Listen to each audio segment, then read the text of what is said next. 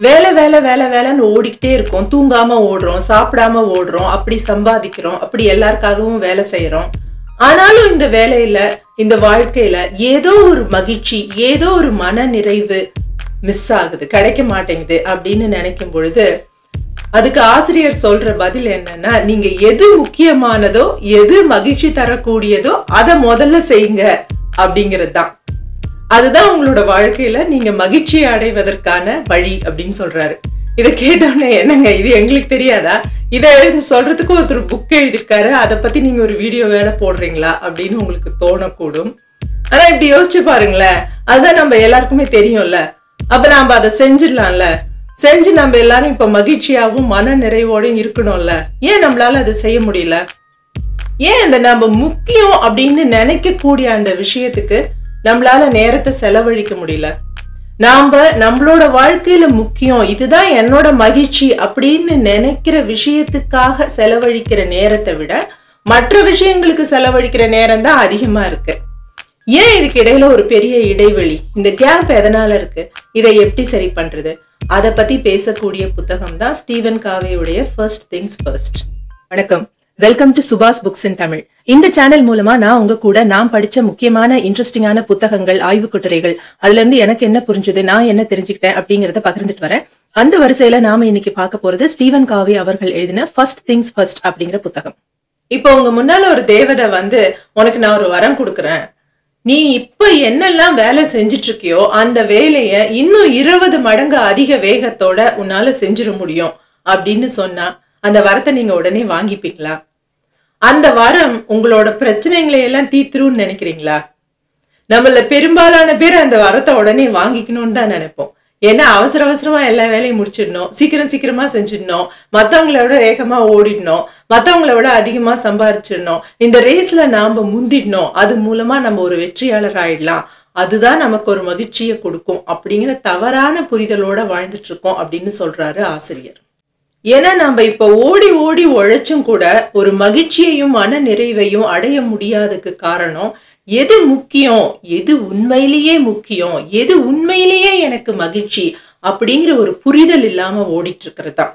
அந்த புரிதல் இல்லாமலே இதை விட 20 மடங்கு அதிக வேகத்துல ஓடினாலும், 100 மடங்கு அதிக வேகத்துல ஓடினாலும், அதிநவீனமான வண்டி வாகனத்துல போனாலும், எல்லாரையும் விடவும் முந்தி போனாலும், எல்லாரையும் விடவும் அதிக சம்பாதிச்சாலும் என்ன பயன்? எங்க போறோம்னே தெரியாம, நம்ம போய் சேர வேண்டிய இடம் எதுன்னே தெரியாம ஓடிட்டு இருக்கோம். ஓடி போய் நின்று திரும்பி பார்க்கும்போது, ஐயோ நான் இங்கேயா வந்திருக்கேன், நான் வர நினைச்ச இடம் இது இல்லையே அப்படின்னு தான் தோணும். அப்போ நம்ம எவ்வளவு உழைச்சாலும், இப்ப நம்ம ஓடுற ஓட்டத்தால ஒரு மன நிறைவு கிடைக்கல, இதே ஓட்டத்தை இதை விட அதிகமா ஓடிட்டாலும், அதிக வேகத்தோட ஓடிட்டாலும் அந்த மன நிறைவு கிடைக்க போறது இல்ல.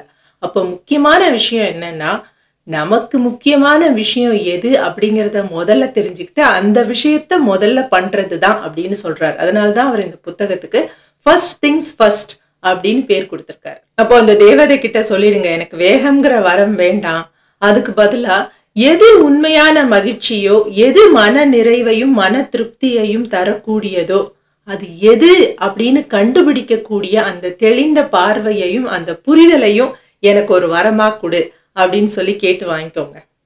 உண்மை என்னன்னா, இந்த மாதிரிலாம் ஒரு தேவதை இருக்கா, அது நமக்கு முன்னாடி வருமா அப்படின்லாம் எனக்கு தெரியல.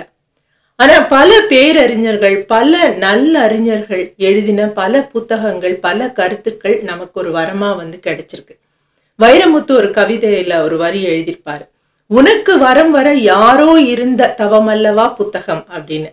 அந்த மாதிரி ஒரு வரத்தை தரக்கூடிய புத்தகமா தான் நான் ஸ்டீவன் காவேயுடைய இந்த புத்தகத்தை பாக்குறேன். இந்த புத்தகம் அல்ல, பல புத்தகங்களுமே கூட அவர் வந்து எப்பொழுதுமே வெளிப்புற தோற்றத்துக்கு முக்கியத்துவம் கொடுக்கக்கூடிய சிந்தனைகளை பற்றி பேசுறவர் அல்ல. நீங்க கையை இப்படி குலுக்கணும், ட்ரெஸ் இப்படி பண்ணிக்கணும், ஒரு இடத்துல போனா இப்படி பேசணும், அதெல்லாம் இல்லை. நீங்க உட்புறமாக என்ன மாற்றத்தை ஏற்படுத்திக்கணும் அப்படிங்கிறத பத்தி பேசக்கூடியவர். சரிங்க, இப்ப என்னோட வாழ்க்கையில அந்த முக்கியமான விஷயம் எது அப்படிங்கறத நான் எப்படி தெரிஞ்சுக்கிறது? அந்த முக்கியமான விஷயத்த தெரிஞ்சுக்கிட்டதுக்கு அப்புறம் அந்த முக்கியமான விஷயத்த நான் முதல்ல செய்யலாம். ஆனா முக்கியமான விஷயங்கிறது எதுன்னு எப்படி தெரிஞ்சுக்கிறது அப்படின்னு கேட்டா, எல்லா மனிதர்களுமே யாருமே விதிவிலக்கல்ல, மரண தருவாயில இருக்கும் பொழுது தங்களுடைய வாழ்க்கையில இந்தந்த விஷயங்களுக்கெல்லாம் நாம அதிக நேரம் செலவிட்டு இருக்கலாமோ அப்படின்னு எதை பத்தி நினைப்பாங்களோ அதுதான் அவங்களோட முக்கியமான விஷயம். யாருமே நான் இன்னும் ஒரு பெரிய வீடு வாங்கியிருக்கலாம், நான் இன்னும் கொஞ்சம் நகையை சேர்த்திருக்கலாம், நான் இன்னும் பெரிய பதவிகளுக்கு போயிருக்கலாம், நான் இன்னும் அலுவலகத்துல அதிக நேரம் செலவிட்டிருக்கலாம் அப்படின்னு நினைக்கிறது இல்லை. அதுதான் இந்த எமர்ஜென்சி ரூம்ல இருக்கிற டாக்டர்ஸும் நர்சஸும் நமக்கு சொல்ற விஷயம். எல்லாருமே இந்த விஷயத்துக்காக தான் ஓடிக்கிட்டு இருக்காங்க. இதுக்குதான் அவங்களுடைய வாழ்க்கையில பெரும்பாலான நேரத்தை செலவு பண்ணிட்டு இருக்காங்க. ஆனா மரண தருவாயில இந்த விஷயத்துக்கு இன்னும் கூட நான் கொஞ்சம் நேரம் செலவிட்டு இருக்கலாம் அப்படின்னு யாருமே நினைக்கிறது இல்ல. இதுக்கு போய் நான் எவ்வளவு நேரம் செலவிட்டனே அப்படின்னு நினைக்கிறாங்க. அப்போ அந்த மரண தருவாயில நாம இருக்கும் பொழுது எந்த விஷயத்துக்கு நாம இன்னும் நேரம் செலவிட்டு இருக்கலாம் அப்படின்னு நாம நினைப்போம். நீங்க எதுக்கு நினைப்பீங்க? நான் எதுக்கு நினைப்பேன்? உங்களுக்கு ஒரு விஷயம் இருக்கலாம், எனக்கு ஒரு விஷயம் இருக்கலாம். அந்த விஷயம்தான் என் வாழ்க்கையின் முக்கியமான விஷயம். உங்களுக்கு அந்த நேரத்துல எந்த விஷயம் தோணும்னு நீங்க நினைக்கிறீங்களோ அதுதான் உங்க வாழ்க்கையினுடைய மிக முக்கியமான விஷயம். அந்த மிக முக்கியமான விஷயத்துக்கு தான் நீங்க முக்கியத்துவமும் முதன்மைத்துவமும் கொடுக்கணும். அந்த முக்கியமான விஷயம் அப்படிங்கிறது ஒருத்தருக்கு ஒருத்தர் மாறுபடும். ஒருத்தர் ஐயோ நான் என் குடும்பத்தோட நிறைய நேரம் செலவழிச்சிருக்கலாமே நினைக்கலாம். இன்னொருத்தர் என் ஆரோக்கியத்தை நான் நல்லா பேணி இருக்கலாமே அப்படின்னு நினைக்கலாம். இன்னொருத்தர் இந்த சமூகத்துக்கு நான் ஏதாவது செஞ்சிருக்கலாமே அப்படின்னு நினைக்கலாம். இன்னொருத்தர் நான் இயற்கையோட நிறைய நேரம் செலவழிச்சிருக்கலாமேன்னு நினைக்கலாம். ஒருத்தருக்கு ஒருத்தர் இது மாறுபடும். ஆனா அந்த மரண தருவாயில ஐயோ இந்த விஷயத்துக்கு நான் நேரம் செலவழிக்காம போயிட்டனே அப்படின்னு நாம எந்த விஷயத்த நினைச்சு ஏங்குவோமோ அந்த விஷயம்தான் நாம உள்ளார்ந்து முக்கியத்துவம் கொடுக்கக்கூடிய அந்த விஷயம். அப்போ இந்த முக்கியமான விஷயத்துக்கும் நாம இப்போ வாழ்க்கையோட இந்த ஸ்டேஜ்ல நல்ல சக்தி, நல்ல ஒரு ஆரோக்கியம், இளமை இது எல்லாம் இருக்கக்கூடிய இந்த கட்டத்துல நாம அந்த முக்கியமான விஷயத்துக்கு நேரம் செலவழிக்க முடியாம வேற எதுக்கோ நேரத்தை செலவழிச்சு ஓடிக்கிட்டு இருக்கோம். இதுக்கு நடுவுல ஒரு பெரிய கேப், ஒரு இடைவெளி இருக்கு. இந்த இடைவெளி எதனால ஏற்படுது, இதை எப்படி சரி பண்றது அப்படிங்கிறத பத்தி பேசக்கூடிய ஒரு நேர மேலாண்மை புத்தகம் தான் இது. பொதுவா நேர மேலாண்மையை பத்தி பேசக்கூடிய புத்தகங்கள்லாம் வெளிப்புற உத்திகளை தான் சொல்லி கொடுக்கும்.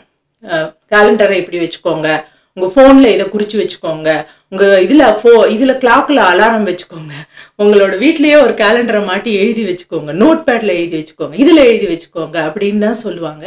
ஆனா எப்பொழுதுமே ஸ்டீவன் காவேயுடைய புத்தகங்கள் ஒரு உள்ளார்ந்த மாற்றம் எப்படி இருக்கணும் அப்படிங்கறத பத்தி தான் சொல்லும். அதை பத்தி தான் இந்த புத்தகமும் சொல்லுது. இதுக்குள்ள போறதுக்கு முன்னாடி நாம ஏன் எப்பவுமே அந்த முக்கியமான விஷயத்த முதல்ல செய்யாம எதையோ செஞ்சுக்கிட்டு அவசரமா ஓடிட்டு இருக்கோம்? எந்த விஷயம் அவசரமான விஷயமோ அதுக்கெல்லாம் நம்ம ஒரு அடிக்ட் மாதிரி இருக்கிறோம். அந்த அவசரமா அந்த கடைசி நிமிஷத்துல போய் அந்த வேலைங்களை எல்லாம் செய்யறது, முக்கியமான விஷயங்களை எல்லாம் அப்புறம் பாத்துக்கலாம்னு தள்ளி போடுறது, அதுக்கு நேரம் செலவழிக்காம அதை பின்னுக்கு தள்ளி வைக்கிறது அப்படிங்கிறது மனிதர்களுக்கு ஒரு போதையாவே இருக்கு அப்படின்னு சொல்றாங்க. ஏன் அப்படி இருக்கணும்? அதுக்கு பின்னாடி ஒரு அறிவியல் காரணம் இருக்கு. அதாவது நம்ம எல்லாருக்கும் இந்த கடைசி நிமிஷத்துல போய் அவசரமா ஒரு விஷயத்த செஞ்சு முடிக்கும் பொழுது அப்பாடா அப்படின்னு ஒரு திருப்தியும் எதையோ ஒன்றத்தை சாதிச்சிட்ட மாதிரி ஒரு மனநிலையும் ஏற்படும். கடைசி நிமிஷத்துல ஒரு அவசரமா செய்யும் போது பாத்தீங்கன்னா மனதுல சிந்தனைகளே இல்லாம மனம் அப்படியே ஒரு சலனம் இல்லாம இருக்கும். வேற எந்த பத்தியும் நம்ம யோசிக்காம அந்த வேலையில ஆழ்ந்து போய் செய்யவும் நம்மளால முடியும். இதுக்கு காரணம் என்னன்னா நம்மளுடைய உடல்ல சுரக்கக்கூடிய அட்ரினலின் அப்படிங்கிற ஒரு ரசாயனம், நம்மளுடைய நாளமில்லா சுரப்பிகளால சுரக்கப்படக்கூடிய ஒரு ஹார்மோன். இந்த அட்ரினலின் ரஷ் அப்படின்னு அறிவியலாளர்கள் இதுக்கு பேர் சொல்றாங்க. எப்பெல்லாம் சுரக்கும் அப்படின்னு பாத்தீங்கன்னா நீங்க இந்த மாதிரி அவசரமா கடைசி நிமிஷத்துல போய் ஒரு வேலையை செய்யும் பொழுது அட்ரினலின் அதிகமா சுரக்கும். அல்லது ஆபத்தான விளையாட்டுகள்ல நாம ஈடுபடும் பொழுது அட்ரினலின் அதிகமா சுரக்கும். மாடு பிடிக்கிறது, அல்லது பெரிய கார் ரேஸ் ஓட்டுறது, மலையில இருந்து குதிக்கிறது, இந்த ஸ்கை டைவிங் பண்றது, அந்த மாதிரியான விஷயங்கள்லாம் பண்ணும் பொழுது நமக்கு அட்ரினலின் அதிகமா சுரக்கும். ஸோ இந்த அட்ரினலின் சுரக்கும் பொழுது நமக்கு எதையோ சாதிச்சிட்ட மாதிரி ஒரு உணர்வு ஏற்படும். அந்த உணர்வுக்காகவே எல்லாரும் அதை போய் திரும்ப செய்யறாங்க. ஆனா நம்ம இப்போ மாடுபிடி வீரரும் கிடையாது, ஒரு கார் ரேஸ்க்கும் போறது இல்லை. ஆனா நமக்கு அந்த கடைசி நேரத்துல போய் ஒரு விஷயத்த அவசரமா செஞ்சு முடிக்கும் பொழுது அந்த அட்ரினலின் ஹை கிடைக்குது. அப்போ அதுக்கு நம்ம திரும்ப செய்து ஒரு அடிமை ஆயிடுறோம். அதனாலதான் நம்மளுக்கு நேரம் இருக்கும் பொழுது அந்த விஷயத்த கண்டுக்கிறதே இல்லை. நேரமே இல்ல, டைம் ஆயிடுச்சு, அந்த டியூ டேட் வந்துருச்சுங்கும் போது அதை எடுத்து எடுத்து அவசரமா செய்யறோம். அது காரணம் என்னன்னா, அந்த அட்ரினலின் அப்படிங்கிற அந்த சுரப்புக்கு நாம ஒரு அட்ரினலின் அடிக்ஷன் அப்படின்னே சொல்றாங்க. அதுக்கு நாம ஒரு அடிமையா இருக்கோம் நமக்கே தெரியாம. ஆனா என்னங்க நீங்க இப்படி சொல்றீங்க? வாழ்க்கைனா பல விஷயங்களை நம்ம அவசரமா செய்யதான் வேண்டியிருக்கு, அதுக்காக எந்த விஷயத்தையுமே நான் அவசரமா இருந்தா செய்யவே மாட்டேன் அப்படின்னு விட முடியுமா அப்படின்னு கேட்டீங்கன்னா விட முடியாது. அதுக்கு நம்ம ஆசிரியர் என்ன சொல்றாருன்னா, நம்ம அந்த முக்கியமான விஷயங்களுக்கும் அவசரமான விஷயத்துக்கும் இடையில இருக்கக்கூடிய அந்த உறவை பத்தி ஒரு புரிதலை ஏற்படுத்திக்கணும் அப்படின்னு சொல்றாரு. அதாவது 4 குவார்டர்ஸா 4 பகுதிகளா அவர் அதை பிரிக்கிறார். முதல் பகுதி என்னன்னா, இந்த 4 பகுதிக்குள்ளதான் நாம பண்ற எல்லா வேலைகளுமே அடங்கும். நம்ம வாழ்க்கையில பண்ற எல்லா விஷயங்களும் இந்த 4ல ஏதாவது ஒரு பகுதியில தான் இருக்கும். இதுல ஏதாவது ஒண்ணுத்துக்கு தான் நாம நேரம் செலவிட்டு இருப்போம். முதல் விஷயம் என்னன்னு பாத்தீங்கன்னா, முக்கியமானது அவசரமானது. முதல் பகுதி முக்கியமானது அவசரமானது. அதாவது இப்போ உங்களுக்கு ஒருத்தர் உடம்பு சரியில்லை, ஒருத்தருக்கு ஹார்ட் அட்டாக் வந்துச்சு, இல்ல உங்க வீட்டுல ஒரு பகுதி உடைஞ்சு போச்சு, ஏதாவது ஒரு ஜன்னல் உடைஞ்சிச்சு, கதவு உடைஞ்சிச்சு, இது முக்கியமானது அவசரமானது. உடனேவும் நீங்க செய்யணும், கண்டிப்பா செய்யணும், அவசரமா செய்யணும். ஸோ அந்த மாதிரி சில விஷயங்களுக்கு நாம நேரம் செலவழிப்போம். 2வது விஷயம் முக்கியமானது ஆனா அவசரம்னு சொல்ல முடியாது, அவசரம் இல்லாதது. உதாரணத்துக்கு சொல்லணும்னா, நம்ம குழந்தைகளோட நம்ம நேரம் செலவழிக்கணும். உங்க குழந்தை கணக்கு பாடத்துல வீக்கா இருக்காங்கன்னு வச்சுக்கோங்களேன், அவங்களோட நீங்க கொஞ்சம் நேரம் செலவழிச்சு அவங்களுக்கு அதுக்கு உதவி பண்ணணும். இல்ல வேற ஏதோ ஒரு விஷயம் அவங்களோட உறவை வளர்த்துக்கிறதுக்காக அவங்களோட நேரம் செலவழிக்கணும். உங்க உறவுகளோட நட்புகளோட நேரம் செலவழிக்கணும். இதெல்லாம் முக்கியமானது ஆனா அவசரமானது இல்ல, இப்பயே பண்ணிடணும், நாளைக்கே பண்ணிடணும், இந்த நிமிஷமே பண்ணிடணும் அப்படிங்கிற மாதிரியானது இல்ல. 3வது பகுதி என்னன்னா, அவசரமானது ஆனா முக்கியம் இல்லாதது. அது எப்படின்னு பாத்தீங்கன்னா, இப்ப நீங்க உங்களுக்கு ஒரு போன் வருது, இல்ல வீட்டுக்கு யாரோ வராங்க. எதுக்கு வராங்கன்னு பாத்தீங்கன்னா, சும்மா உங்களோட வம்பு அளக்கலான்னு வராங்க, சும்மா வெட்டியா பேசிட்டு இருக்கலான்னு போன் பண்றாங்க. இது அவசரமானது. நீங்க உடனே போன் எடுக்கலாம், இல்லைன்னா போன் கட் ஆயிடும், உடனே கதவை திறக்கலாம், இல்லைன்னா அவங்க திரும்பி போயிடுவாங்க. இது அவசரமானது ஆனா முக்கியம் இல்லாதது. 4வது பகுதி ஒண்ணு இருக்கு, அது அவசரமானதும் இல்ல, முக்கியமானதும் இல்ல. அது என்னன்னு பாத்தீங்கன்னா, மணிக்கணக்கா டிவி பாக்குறது, மணிக்கணக்கா யூடியூப் பாக்குறது, மணிக்கணக்கா இன்ஸ்டாகிராம்ல தேவையில்லாத விஷயங்களை ஸ்க்ரால் பண்ணி பார்த்துக்கிட்டே இருக்கிறது. இதெல்லாம் அவசரமானதும் இல்ல, முக்கியமானதும் இல்ல. நாம எந்த வேலையை செஞ்சாலும், நம்ம நாள் முழுக்க நீங்க எந்த வேலையை எடுத்துக்கிட்டாலும் இதுல ஏதாவது ஒரு பகுதியில தான் அந்த வேலை போய் விழும். இப்ப ஆசிரியர் என்ன சொல்றாருன்னா, உங்களுடைய போன வாரத்தை எடுத்துக்கோங்க. போன வாரத்தை நீங்க என்னெல்லாம் வேலை செஞ்சீங்க, அதுல இந்த 4 பகுதிகள்ல எந்த பகுதிகள்ல நீங்க அதிகமான நேரத்தை செலவிட்டிருக்கீங்க அப்படின்னு பாருங்க அப்படின்னு சொல்றாரு. அதாவது முக்கியமானதும் அவசரமானதுக்குமான நேரத்தை அதிகமா செலவு பண்ணிருக்கீங்களா, இல்ல முக்கியமான அவசரம் இல்லாத விஷயங்களுக்கு செலவு பண்ணிருக்கீங்களா, இல்ல அவசரமான முக்கியம் இல்லாத விஷயங்களுக்கு செலவு பண்ணிருக்கீங்களா, இல்ல அவசரமும் இல்லாம முக்கியமும் இல்லாத விஷயங்களுக்கு செலவு பண்ணிருக்கீங்களா அப்படின்னு கணக்கு போட்டு பாருங்க. முதல்ல அங்கிருந்து தான் உங்களுடைய உள்முக பயணம், உங்களுடைய தேடலை நீங்க ஆரம்பிக்கணும் அப்படின்னு சொல்றாரு. சில சமயங்கள்ல உங்களோட வேலையுடைய தன்மையே அந்த மாதிரி இருக்கும். அதாவது நீங்க ஒரு நர்ஸாவோ, டாக்டராவோ, இல்ல தீயணைப்புத்துறை அதிகாரியாவோ, ஒரு போலீஸாவோ இருந்தா உங்களோட நாள் பூரா உங்களோட வேலையே எப்பொழுதுமே முக்கியமானதாகவும் இருக்கும், அவசரமானதாகவும் இருக்கும். அந்த மாதிரியான நபர்களுடைய வேலையுடைய தன்மைங்கிறது வேற. ஆனா நாம பொதுவா சாதாரணமா வேற வேலைகள் செய்யக்கூடியவங்க, நம்மளுடைய வேற வேலை நேரம் தவிர மற்ற நேரம், நம்மளுடைய வாழ்க்கை நேரத்தை எப்படிலாம் செலவு பண்றோம், எந்த பகுதியில அதிகமா செலவு பண்றோம் அப்படின்னு கணக்கு போட்டு பாருங்க அப்படின்னு சொல்றாரு. அப்போ நம்ம நிறைய நேரத்தை முக்கியமும் இல்லாத அவசரமும் இல்லாத விஷயங்களுக்காகவும் அல்லது முக்கியமில்லாத அவசரமான விஷயங்களுக்காகவும் செலவிட்டு இருந்தோம் அப்படின்னு சொன்னா, அந்த முதல் 2 பகுதிகளுக்காக, அதாவது முக்கியமான அவசரம் இல்லாத அந்த விஷயங்களுக்காக நமக்கு செலவிட கிடைக்கக்கூடிய நேரம்ங்கிறது ரொம்ப ரொம்ப குறைவா தான் இருக்கும். அப்போ நம்மளோட வாழ்க்கையில நம்ம என்னெல்லாம் செயல்கள்ல ஈடுபடுறோம், அந்த செயல்கள் இது 4 கேட்டகரியில எங்கெல்லாம் இருக்கு, அதுல எதுக்கெல்லாம் நம்ம அதிகமா நேரம் செலவழிச்சிருக்கோம் அப்படிங்கிற ஒரு சுய பரிசோதனை, சுய விமர்சனம், ஒரு புரிதல், ஒரு சுய விழிப்புணர்வு ஏற்படுவது முதல்ல முக்கியம். அடுத்த முக்கியமான விஷயம், நம்மளோட வாழ்க்கையில நமக்கு அடிப்படை தேவையான விஷயங்கள் என்னென்ன அப்படின்னு தெரிஞ்சுக்கிறது. அதுல நம்மளோட ஆசிரியர் 4 முக்கியமான விஷயங்கள், 4 அடிப்படையான விஷயங்கள் எல்லா மனிதர்களுக்கும் தேவை. இந்த 4 விஷயத்திலையும் நமக்கு ஒரு நிறைவு, ஒரு ஒருங்கிணைவு ஏற்பட்டா மட்டும்தான் நமக்கு மன திருப்தியான, மகிழ்ச்சியான, நிறைவான வாழ்க்கை கிடைக்கும் அப்படின்னு சொல்றார். அது என்ன அந்த 4 விஷயம் அப்படின்னு பாத்தீங்கன்னா, to live, to love, to learn, to leave a legacy. To live அப்படின்னா நம்ம வாழ்றதுக்கு தேவையான விஷயம், உயிர் வாழ்றதுக்கு தேவையான விஷயம். உயிர் வாழ்றதுக்கு நமக்கு என்னெல்லாம் தேவை?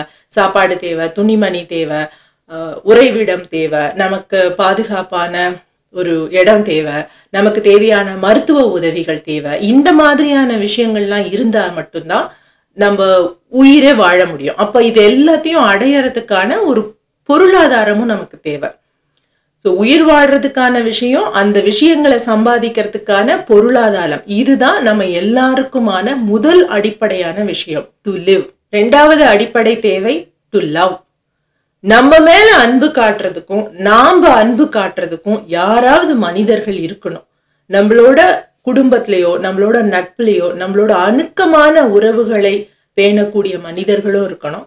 நமக்கு தேவையான அளவுக்கு ஒரு சமூக உறவுகளும் இருக்கணும். நம்மளோட அலுவலகத்திலேயோ, நம்மளோட வாழக்கூடிய தெருவிலையோ இருக்கிறவங்களாம் நம்மளோட அணுக்கமான நண்பர்கள், உறவினர்கள்னு சொல்ல முடியாது. இருந்தாலும் அங்கேயும் நமக்கு ஒரு நல்ல உறவு முறை இருக்கணும். அப்பதான் அந்த ஒரு திருப்தி நமக்கு கிடைக்கும். அது ஒரு அடிப்படை தேவை. 3வது டு லேர்ன். அதாவது நம்ம உடலுக்கு ஒரு தேவை இருக்கிற மாதிரி, நம்மளோட மனதுக்கு ஒரு தேவை இருக்கிற மாதிரி, நம்மளோட மூளை, நம்மளோட இன்டெலெக்சுவல் ஃபேக்கல்டி அப்படின்னு சொல்றோம் இல்லையா, அதுக்கும் ஒரு அடிப்படை தேவை இருக்கு. அதாவது புதிய புதிய விஷயங்களை கத்துக்கணும் அப்படிங்கிறதுக்கான ஆர்வம் மனிதர்களுக்குள்ள இயல்புலயே இருக்கு. அப்ப புதிய புதிய விஷயங்கள்லாம் கத்துக்கிட்டு நம்ம அப்படியே ஆல்பர்ட் ஐன்ஸ்டீனாவோ அப்துல் கலாமாவோ ஆயிடுவோமான்னா அந்த மாதிரி இல்ல. ஒவ்வொருத்தருக்கும் ஒரு லெவல் இருக்கும் இல்லையா. நான் இப்ப எங்க இருக்கனோ அந்த இடத்துல இருந்து ஒரு புதிய விஷயத்த கத்துக்கணும், அடுத்த விஷயத்த கத்துக்கணும் அப்படிங்கிறதுக்கான தேடல் எனக்கு இருக்கும். நீங்க எங்க இருக்கீங்களோ அங்கிருந்து அதை விட பெரிய விஷயத்த கத்துக்கணும் அப்படிங்கிறதுக்கான தேடல் உங்களுக்கு இருக்கும். இது நம்மளுடைய உடலுக்கு ஒரு தேவை இருக்கிற மாதிரி நம்மளோட மூளைக்கு இருக்கக்கூடிய ஒரு இயல்பான தேவை அப்படி வச்சுக்கோங்களேன். அந்த 3வது அடிப்படை தேவைக்கு பேரு டு லேர்ன். 4வது அடிப்படை தேவைக்கு அவர் என்ன சொல்றாருன்னா, டு லீவ் அ லெகசி. இது ஒரு உயிர் தேடல் அல்லது உயிர் தேவை அப்படின்னு சொல்லலாம். நான் இந்த இடத்தை விட்டு போனதுக்கு பிறகும் கூட இங்க என்னை பத்தி இங்க இருக்கிறவங்க எல்லாம் என்ன பேசுவாங்க அப்படிங்கிறத பத்தி நம்ம எல்லாருக்கும் ஒரு கவலை இருக்கு இல்லையா. நான் இந்த உலகத்தை விட்டு போனதுக்கு அப்புறம் கூட இங்க இருக்கிறவங்க எல்லாம் என்னை பத்தி என்ன பேசுவாங்க. அப்ப நான் இந்த இடத்துல இல்லைனாலும் எந்த இடத்துக்கு நான் எதையோ ஒண்ணுத்த விட்டுட்டு போறேன். அப்படி நான் விட்டுட்டு போகக்கூடிய விஷயம் என்ன, அது மூலமா எனக்கு கிடைக்க போற பெருமை என்ன அப்படிங்கிறத பத்தின ஒரு தேவையும் தேடலும் எல்லாருக்குமே இருக்கு. அது 4வது அடிப்படை தேவை. இந்த 4 தேவைகளுக்குள்ள ஒரு ஒருங்கிணைவு ஏற்படுறதும், இந்த 4 தேவைகளையும் நம்ம ஒரு அளவுக்கு அடைஞ்சா மட்டும்தான் நமக்கு ஒரு திருப்திகரமான மனநிலை இருக்கும். இதுல ஏதோ ஒரு விஷயம் குறைஞ்சா கூட, ஏதோ ஒரு விஷயம் குறைஞ்சா கூட அது நம்மள அறியாம நமக்குள்ள உறுத்திக்கிட்டே தான் இருக்கும். ஏதோ ஒண்ணு நம்ம வாழ்க்கையில குறையா இருக்கு அப்படின்னு நம்ம நினைக்கிறோம் இல்லையா.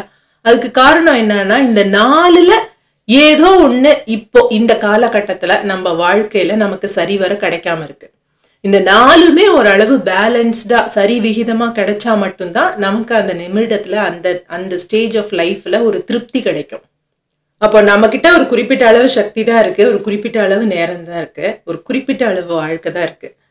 இந்த வாழ்க்கையில இந்த 4 அடிப்படை தேவைகளுக்கும், வாழ்வதற்கான தேவை, நேசிப்பதற்கான தேவை, கற்றுக்கொள்வதற்கான தேவை, அந்த உயிர் தேடலுக்கான தேவை, இந்த 4 அடிப்படை தேவைகளுக்கும் இந்த நேரத்தையும் சக்தியையும் நாம முடிஞ்ச அளவுக்கு ஒரு பேலன்ஸ்டா பகிர்ந்து அளிக்கும் பொழுது மட்டும்தான் நம்ம ஒரு மன நிறைவான வாழ்க்கையை வாழ முடியும். இல்லைன்னா வேக வேகமா ஓடிட்டே இருப்போம், எங்கேயுமே போய் சேர மாட்டோம்.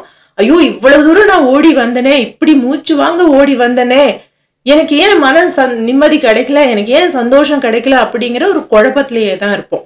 இந்த ஹெடானிக் ட்ரெட்மில்னு சொல்லுவாங்க இல்லையா, ஒரே இடத்துலயே வேகமா ஓடிட்டு இருப்போம், எங்கேயுமே போய் சேர்ந்திருக்க மாட்டோம், அல்லது தப்பான இடத்துல போய் சேர்ந்திருப்போம்.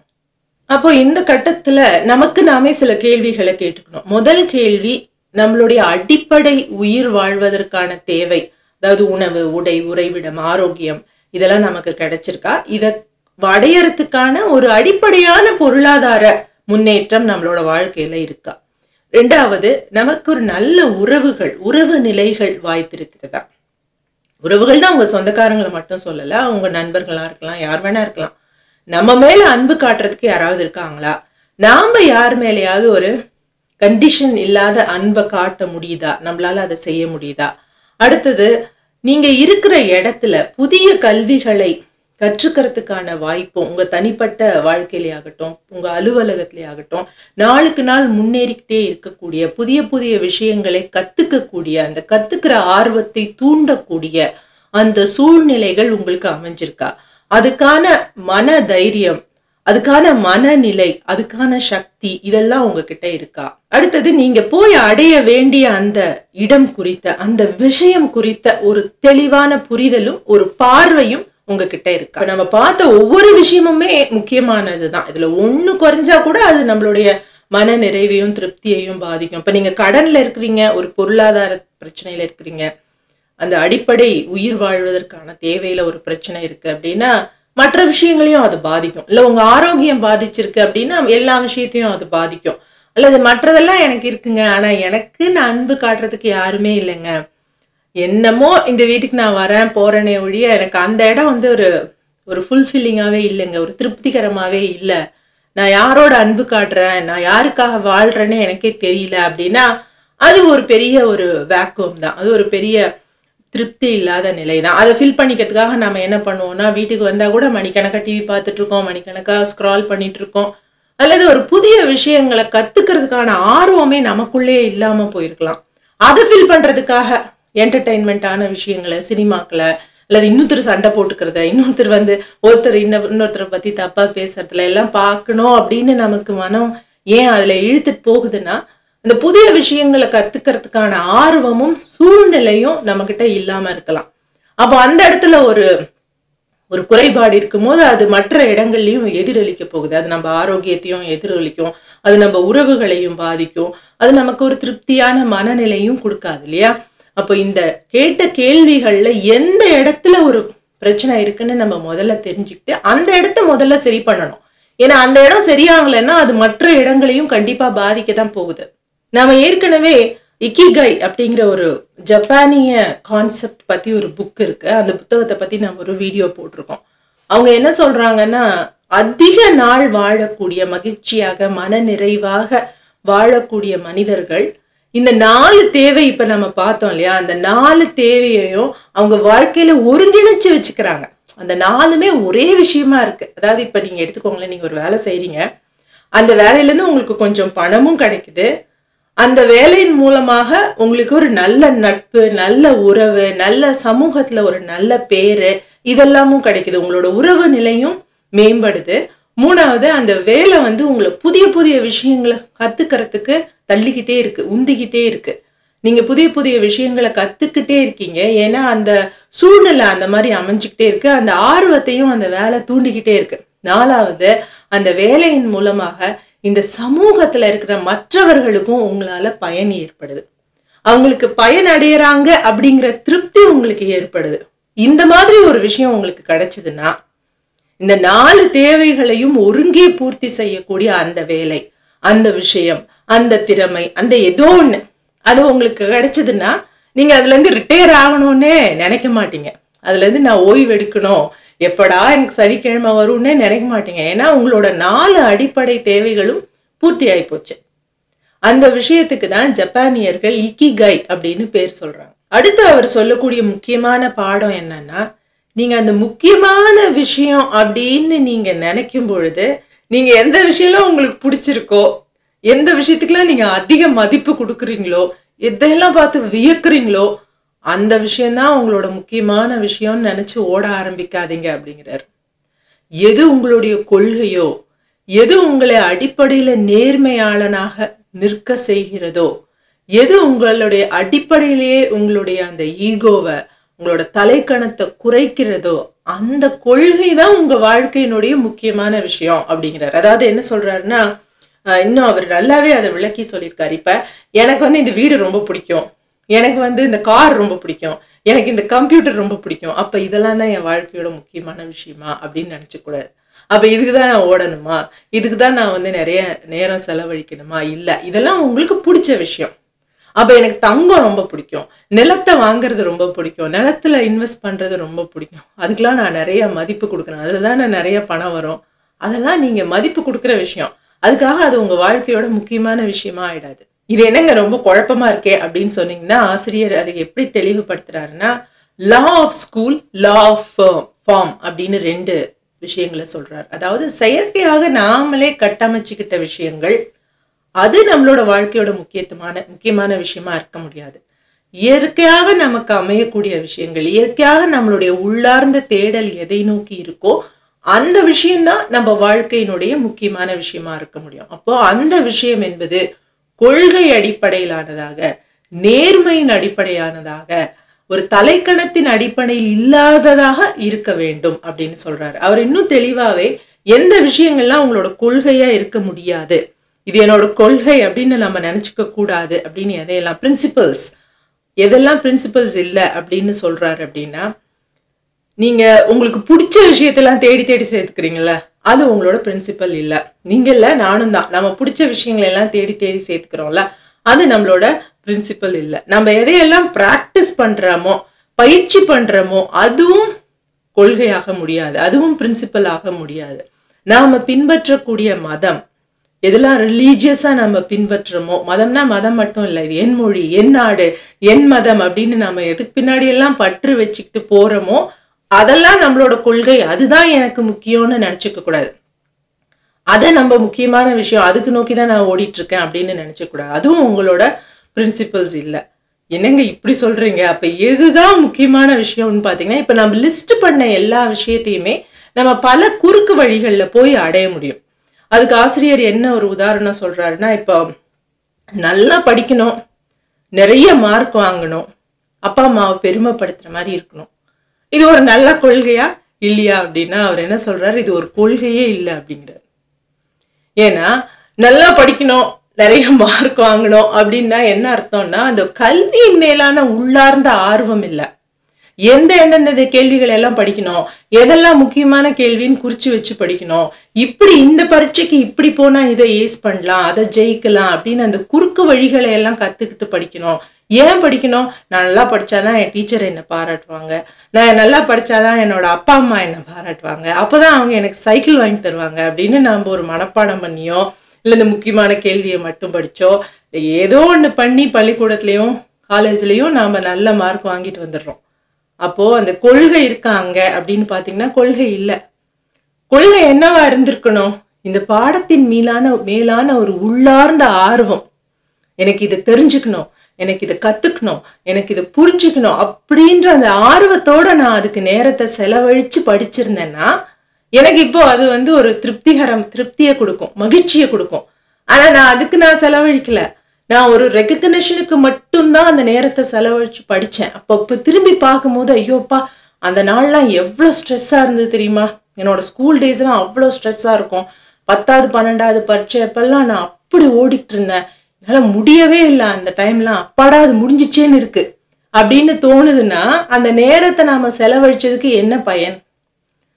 அது மேலான ஒரு உள்ளார்ந்த ஆர்வத்தினால நாம அந்த நேரத்தை செலவழிச்சிருந்தா அந்த நேரத்தை பத்தி நாம திரும்ப யோசிச்சு பார்க்கும்போது அது எவ்வளவு மகிழ்ச்சியானதாகவும் எவ்வளவு பூரிப்பை தரக்கூடியதாகவும் இருக்கும். அதுதான் நாம வேல்யூ பண்ற விஷயத்துக்கும் நமக்கு பிடிச்சதுன்னு நம்ம எடுத்து வச்சுக்கிற விஷயத்துக்கும் பிரின்சிபல்ஸ், இது என்னோட கொள்கை அப்படின்னு நினைச்சு நம்ம முக்கியத்துவம் கொடுக்குற விஷயத்துக்குமான வித்தியாசம். இது வந்து படிப்புல மட்டும் இல்லை, எல்லா விஷயத்துலயுமே நீங்க எடுத்துக்கலாம். திருமண உறவுகள், நம்ம அந்த இடத்துல ஒரு கல்யாணம் பண்ணிக்கிட்டு போகும்போது என்ன நினைக்கிறோம்னா, இவங்கெல்லாம் எனக்கு ஏத்த மாதிரி இருக்கணும்னு நினைக்கிறோம், நான் இவங்களுக்கு ஏத்த மாதிரி இருக்கணும், இவங்க கிட்ட நான் அன்பு காட்டணும் அப்படின்னு நாம நினைச்சா அது ஒரு என்னோட பிரின்சிபல்ஸ்ல இருந்து வருது. ஏன்னா என்னோட அடிப்படை கொள்கை என்ன? உறவுகளை பேணுவதும் அன்பு காட்டுவதும் தான். ஆனா அப்படி இல்லாம இந்த சமூகம் எனக்கு ஒரு அங்கீகாரத்தை கொடுக்கணும்னா நான் ஒரு கல்யாணம் பண்ணிக்கணும், நான் எனக்கு தேவையானதெல்லாம் செஞ்சு கொடுக்கறதுக்கு ஒரு ஆள் வேணுங்கிறதுக்காக நான் கல்யாணம் பண்ணிக்கணும் அப்படின்னு நினைக்கும் பொழுது அந்த அடிப்படை அன்புங்கிற விஷயம் இல்லாம போயிடுது இல்லையா? அப்ப அந்த கல்யாணத்துல நம்ம செலவழிச்சு எத்தனை நேரம் செலவழிச்சிருந்தாலும், எவ்வளவு வருடங்கள் செலவழிச்சிருந்தாலும் அது ஒரு திருப்தியற்ற வாழ்க்கையா தான் இருக்கும். நீங்க உங்க ஆரோக்கியத்துக்கான செலவழிக்கிற நேரமும் அதே தான். நான் வந்து எக்ஸசைஸ் பண்ணணும்னு நினைக்கிறேன், சாப்பிடாம இருக்கணும்னு நினைக்கிறேன், இப்படி இருக்கணும்னு நினைக்கிறேன், அப்படி இருக்கணும்னு நினைக்கிறேன். ஏன்? அப்போதான் என்னால் இந்த மாதிரி ட்ரெஸ்லாம் போட்டுக்க முடியும், அப்போதான் என்னால் ஒல்லியாக இருக்க முடியும், அப்போதான் என்னை இவங்க பாராட்டுவாங்க, அவங்க பாராட்டுவாங்க அப்படின்னு. அப்போது அந்த நேரத்தை நம்ம செலவழிச்சுமே அந்த நேரத்துலேருந்து நமக்கு ஒரு திருப்தி கிடைக்காது. ஆனால் அதுக்கு பதிலாக அந்த உடற்பயிற்சி செய்கிறதே எனக்கு பிடிச்ச விஷயமா இருந்தா, அதுக்காக நான் ஒரு விளையாட்டுக்கு போகிறேன், நான் ஒரு டென்னிஸ் விளையாட போகிறேன், ஒரு கிரிக்கெட் விளையாட போகிறேன், ஒரு கபடி விளையாட போகிறேன், எதுவாக இருந்தாலும் சைக்கிள் ஓட்ட போகிறேன், அந்த விஷயம் பிடிச்சிருக்குங்கிறதுனால நான் அதை செஞ்சேன்னா, அது மேலே எனக்கு ஒரு உள்ளார்ந்த ஆர்வம் இருந்து நான் அதை செஞ்சேன்னா எனக்கு வெயிட் லாஸ் ஆகும், என்னோட ஆரோக்கியம் அதிகமாகும். ஆனால் அதெல்லாம் ஒரு பை ப்ராடக்ட்ஸ் தான். இந்த விஷயத்தை செய்யறதுனாலேயே எனக்கு ஒரு மகிழ்ச்சியும் மன திருப்தியும் ஏற்படும். ஸோ இதுதான் இந்த முக்கியமான விஷயத்துக்கும் நாம மதிப்பளிக்கக்கூடிய விஷயத்துக்கும் இருக்கக்கூடிய கேப். இந்த கேப் நம்ம ஃபில் பண்ணாம இருக்கிறதுனால தான் நம்மளால அந்த முக்கியமான விஷயத்துக்கான நேரத்தை செலவழிக்கவே முடியறதில்ல அப்படின்னு ரொம்ப அழகா பல விளக்கங்களோட பல உதாரணங்களோட ரொம்ப தெளிவா சொல்லியிருக்காரு.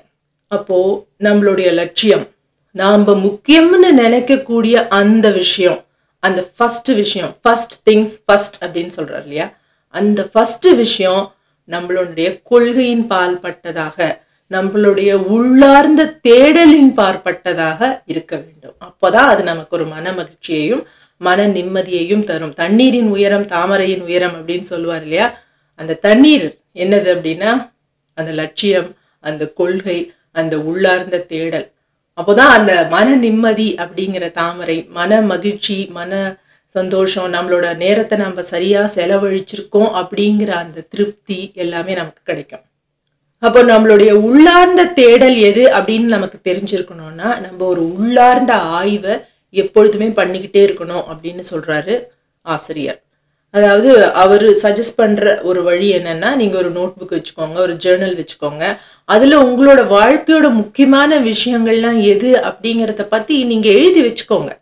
எழுதி வச்சுக்கிட்டு அந்த விஷயத்த எப்படிலாம் நீங்க பிராக்டிக்கலா உங்களோட நாள்ல, உங்களோட வாரத்துல, உங்களோட மாதத்துல அந்த விஷயத்துக்கு நீங்க எங்கெல்லாம் முக்கியத்துவம் கொடுக்க முடியும், எங்கெல்லாம் கொடுக்குறீங்க அப்படிங்கிறத பத்தியும், அதுக்காக நீங்க உண்மையிலேயே நேரம் செலவழிக்கிறீங்களா இல்லையா அப்படிங்கிறத பத்தி. இது வந்து ஒரு கேலண்டர் கிடையாது, இது வந்து ஒரு டைரி எழுதுற விஷயம் கிடையாது. ஆனா உங்களோட முக்கியமான அந்த விஷயத்துக்காக நீங்க இன்னைக்கு எவ்வளவு நேரம் செலவிட்டிருக்கீங்க, இந்த முக்கியமும் இல்லாத அவசரமும் இல்லாத விஷயத்துக்காக எவ்வளவு நேரம் செலவு பண்ணிருக்கீங்க அப்படிங்கிறத பத்தி எழுதிக்கிட்டே வாங்க. இந்த எழுதத்தான் நமக்குள்ள ஒரு சுய பரிசோதனை நடக்கும், நமக்குள்ள ஒரு சுய விமர்சனம் நடக்கும். அப்போதான் நம்மளால கொஞ்சம் கொஞ்சமா அந்த உண்மையான அந்த தேடல் குறித்த அந்த உண்மையான தேடலை நோக்கி, அந்த முக்கியமான விஷயத்தை நோக்கி நம்மளால நம்மளோட வாழ்க்கையில கொஞ்சம் கொஞ்சமா போக முடியும் அப்படின்னு சொல்றாரு. ஆனா நம்ம பெரும்பாலும் என்ன சொல்லுவோம்னா, என்னங்க எனக்கு ஏற்கனவே நேரம் இல்லை, அப்புறம் நேர மேலாண்மை புத்தகத்தை படிக்கும்போது இன்னொரு வேலை வேற எக்ஸ்ட்ராவா கொடுக்குறீங்களே, ஒரு நோட்டு போட்டு எழுத சொல்றீங்களே, இதெல்லாம் என்னால முடியுமா, இதெல்லாம் எனக்கு டைமே இல்லைங்க அப்படின்னு நம்ம சொல்லுவோம். இதுக்குதான் அவர் என்ன ஒரு உதாரணம் சொல்றாருன்னா, ஒரு பெரிய பணக்காரர் ஒருத்தர் இருந்தாராம், ஒரு பெரிய ஒரு செம பிஸியான ஒரு தொழிலதிபர். அவர் வந்து ஒரு வீடு கட்டலாம் அப்படின்னு நினைச்சிருக்காரு. அவர் வீடு கட்டும் போது அவருக்கு என்ன ஆசைன்னா, நிறைய பணம் கொடுத்து பெரிய பில்லியன் கணக்கில் பணம் போட்டு பெரிய வீடா கட்டுறாரு. பின்னாடி நிறைய இடம் இருக்கு, அங்க நல்ல ஒரு பெரிய அழகான தோட்டம் வைக்கணும் அப்படின்னு நினைக்கிறாரு. அப்ப அவரோட ஃப்ரெண்டு ஒருத்தங்க வந்து அவங்க வந்து ஒரு ஹார்டிகல்ச்சர், இந்த தோட்டக்கலை வல்லுனர், அவங்கள கூப்பிட்டுட்டு என்ன சொல்றாரு, எனக்கு ஒரு தோட்டம் வைக்கணும், என் வீட்டுக்கு பின்னாடியும் முன்னாடியும் நிறைய செடிகள்லாம் வைக்கணும், ரொம்ப அழகா இருக்கணும் அந்த தோட்டம், பார்க்கறதுக்கு எல்லாரும் பார்த்து வியக்கிற மாதிரி இருக்கணும். ஆனா இங்க பாரு, எனக்கு ஒரே ஒரு கண்டிஷன் தான், எனக்கு வந்து டைமே கிடையாது, நான் எப்பவுமே ஊர் விட்டு ஊர் டிராவல் பண்ணிக்கிட்டே இருப்பேன், ரொம்ப பிஸி, என்னோட பிஸ்னஸ் என்னோட எல்லா நேரத்தையும் உறிஞ்சிடுது, அதனால எனக்கு வந்து நேரம் செலவழிக்கவே முடியாது. ஆனா இந்த தோட்டம் நல்லா இருக்கணும். இப்போ இந்த தோட்டம் வந்து ஃபுல்லாவே ஆட்டோமேட்டிக்கா இருக்கணும், தனக்கு தண்ணி விட்டுக்கணும், அதுக்கு களை எடுக்கிற ஒரு தேவையெல்லாம் இருக்கக்கூடாது, பூவை இப்படி கட் பண்ண அப்படி கட் பண்ணலாம் நீ எனக்கு எதுவும் சொல்லக்கூடாது, அந்த தோட்டம் தன்னைத்தானே பராமரிச்சுக்கிட்டு பிரமாதமா வளர்ந்துடணும் அப்படின்னு சொல்றாரு. அப்ப அந்த தோட்டக்கலை வல்லுநர் சொல்றாங்க, இரு ஒரு தோட்டத்துக்கு முதல்ல எது முக்கியம்னா தோட்டக்காரன் தான் முக்கியம். நான் இருக்கவே மாட்டேன், நான் பார்க்கவே மாட்டேன், நான் நேரமே செலவழிக்க மாட்டேன், ஆனா என் தோட்டம் பிரமாதமா இருக்கணும் அப்படின்னு சொன்னேன்னா அந்த மாதிரி ஒரு தோட்டத்தை உன்னால வளர்க்கவே முடியாது. ஒரு சமரைஸ் பண்ணி சொல்லணும்னா, நமக்கு ஒரு சுய விமர்சனம் இருக்கணும், ஒரு உள்ளார்ந்த தேடல் இருக்கணும், நம்மளோட முக்கியமான விஷயம் எதுங்கிறது குறித்து நமக்கு தெளிவு இருக்கணும், அந்த முக்கியமான விஷயம், அந்த லட்சியம் ஒரு நேர்மையின் பார்ப்பட்டதாக, ஒரு ஈகோ இல்லாததாக இருக்கணும். அப்ப சுருக்கமா சொல்லணும்னா, என் வாழ்க்கையில நான் முக்கியத்துவம் கொடுக்க வேண்டிய அந்த விஷயம் என்ன அப்படிங்கிறது எனக்கு தெரிஞ்சிருக்கணும் முதல்ல. அந்த விஷயத்துக்கு நான் சரியாக நேரத்தை செலவழிக்கிறேனா அப்படிங்கிற ஒரு சுய பரிசோதனையும் ஒரு சுய விமர்சனமும் அப்பைக்கப்ப நான் செஞ்சுக்கிட்டே இருக்கணும். அதை விட முக்கியம், அந்த விஷயம் ஒரு லட்சியத்தின் பார்ப்பட்டதா, ஒரு நேர்மையின் பார்ப்பட்டதா, ஒரு உள்ளார்ந்த தேடலின் பார்ப்பட்டதா அப்படின்னு எனக்கு தெரிஞ்சிருக்கணும். இல்ல இன்னொருத்தரை ஜெயிக்கிறதுக்காக, இன்னொருத்தர் முன்னாடி நாம ஓடி காட்டுறதுக்காக போறோமா அப்படிங்கிறது நமக்கு தெரிஞ்சிருக்கணும். சோ அப்படி நாம ஒரு லட்சியத்தை எடுத்துட்டு போயிட்டு இருக்கும் பொழுது மற்றவர்களை ஒருங்கிணைச்சு கூட்டிட்டு போகணும் அப்படின்னு தான் நமக்கு தோணணுமே ஒழிய, மற்றவங்களையெல்லாம் ஜெயிச்சுட்டு முன்னாடி போகணும், அவங்களையெல்லாம் தாண்டி நாம் போகணும் அப்படின்னு நமக்கு தோணாது. அப்போ அந்த ஒரு சுய பரிசோதனையும் அந்த ஒரு சுய விமர்சனமும் கூட நாம செஞ்சுக்கணும். 3 முக்கியமான விஷயங்களை ஞாபகம் வச்சுக்கணும் அப்படின்னு ஆசிரியர் சொல்றாரு. 1, நாம வளரும் பொழுது நம்மள சுத்தி இருக்கிற மனிதர்களையும் சேர்த்து அவங்களும் வளர்ற மாதிரியான ஒரு சூழ்நிலையை நாம அமைக்கணும். நாம அவங்கள வெல்றதுதான் நம்மளோட லட்சியமா இல்லாம அவங்களையும் கூட கூட்டிட்டு போறது, அவங்களையும் வளர வைக்கிறது, அவங்களையும் அரவணைக்கிறது நம்மளோட லட்சியமா இருக்கணும்.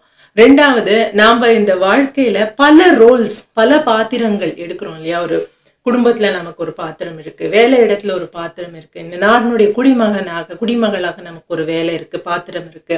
இப்படி பல பாத்திரங்கள் நமக்கு இருக்கு. அந்த எல்லா பாத்திரங்களுக்கும் ஒருங்கிணைக்கக்கூடிய அந்த விஷயங்கிறது நம்மளுடைய லட்சியமாக, நம்மளுடைய அந்த முக்கியமான அந்த ஃபர்ஸ்ட் திங்காக இருக்கும் பொழுது நம்ம எந்த விஷயத்துக்கு நேரம் செலவழிச்சாலும் அது நமக்கான மன திருப்திய, மன சந்தோஷத்தை எப்பொழுதுமே கொடுக்கும். 3வது, நம்மளோட வாழ்க்கை தரத்தை நாம மேம்படுத்தணும் அப்படின்னு நாம நினைக்கும் பொழுதெல்லாம் நாம நினைக்க வேண்டிய முக்கியமான விஷயம் என்னன்னா, அந்த விஷயம் நமக்கு மன அமைதியை கொடுக்குதா அப்படிங்கிறது தான். அப்ப மேம்பட்ட வாழ்க்கை தரம் என்பது மன அமைதியும் மன நிறைவும் மன திருப்தியும் கொண்ட ஒரு வாழ்க்கை. இந்த மாதிரி பல விஷயங்களை பல உதாரணங்களோட ரொம்ப அழகா தெளிவா ஆசிரியர் இந்த புத்தகம் முழுவதிலையும் சொல்லியிருக்காரு. இது உங்களுக்கு பயனுள்ளதா இருந்திருக்கும் அப்படின்னு நினைக்கிறேன். உங்களுக்கு சான்ஸ் கிடைச்சதுன்னா இந்த புத்தகத்தை நீங்க ஒரு தடவை வாங்கி படிச்சு பாருங்க. இந்த வீடியோ மற்றவர்களுக்கும் பயனுள்ளதா இருக்கும் அப்படின்னு நினைச்சீங்கன்னா அவங்க கூடயும் பகிர்ந்துக்கோங்க. ஒரு முக்கியமான விஷயம் என்னன்னா, முதல்ல ஆரம்ப காலத்துல நான் போட்ட வீடியோக்கள்ல எல்லாம் நிறைய ஆங்கில வார்த்தைகளை பயன்படுத்திட்டு இருந்தேன். அது நிறைய பேர் சுட்டி காட்டிட்டும் இருந்தீங்க, ரொம்ப தமிழ் படுத்துங்க அப்படின்னு.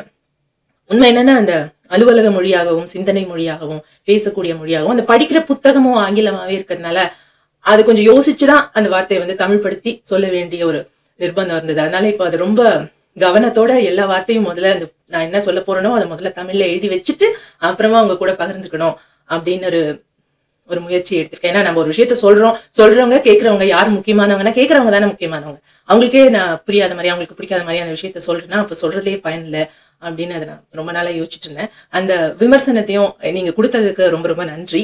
என்னால முடிஞ்ச வரைக்கும் எல்லாத்தையும் தமிழ் படுத்துறதுக்கு நான் முயற்சி பண்றேன். இந்த வீடியோ உங்களுக்கு பிடிச்சிருந்ததுன்னா லைக் பண்ணுங்க. இது மற்றவர்களுக்கும் பயனுள்ளதா இருக்கும்னு நினைச்சீங்கன்னா அவங்களோடையும் ஷேர் பண்ணுங்க. நன்றி.